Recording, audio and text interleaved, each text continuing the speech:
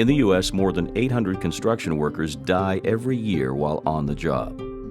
Being struck by vehicles, heavy equipment, and other objects is the top cause of injuries and the second cause of death for construction workers, killing more than 150 workers in 2009. But these injuries and deaths can be prevented. The video you're about to see shows how quickly struck-by accidents at construction sites can lead to worker deaths.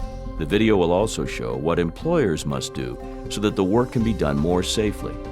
Employers have a responsibility to provide a safe workplace and required protective equipment. You'll see that taking the right protective steps saves lives. Please be advised, the scenes you're about to see deal with deaths at construction sites and might be disturbing for some people. All scenes are based on true stories. A surveyor was spray painting the ground to outline the area for a new building pad. At the same time, the driver of a wheel tractor scraper was moving forward to get the ground ready for pad construction. There was no spotter at the site, and there was no internal traffic control plan in place.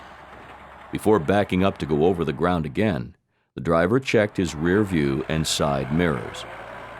He didn't see anyone in his mirrors, so he backed up. The driver's backup alarm didn't work, so the surveyor did not hear the scraper coming towards her. As the driver backed up, he ran over the surveyor. She died from the injuries. Let's look at the events leading up to this tragic incident and see how it could have been prevented. When a vehicle on a construction site has an obstructed view to the rear, OSHA's standard requires employers to provide that vehicle with a working backup alarm or a spotter on site to tell the driver when it is safe to back up. Now let's see what happens when protective measures are in place.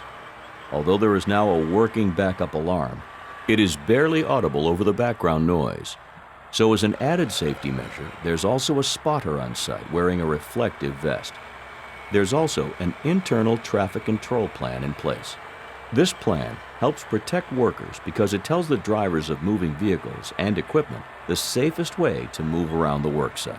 So this time, before backing up, the scraper's driver waits for the spotter's signal so he knows the area is clear to enter.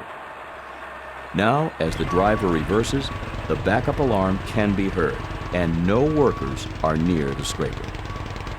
This example shows the importance of employers following OSHA's vehicle safety standards for construction sites to ensure that workers are provided with a safe workplace. These types of construction worker deaths are preventable. The protective measures shown here save workers' lives. Please follow OSHA's safety standards at work sites. It could be the difference between life and death. If you would like more information, contact OSHA at www.osha.gov or 1-800-321-OSHA. That's 1-800-321-6742.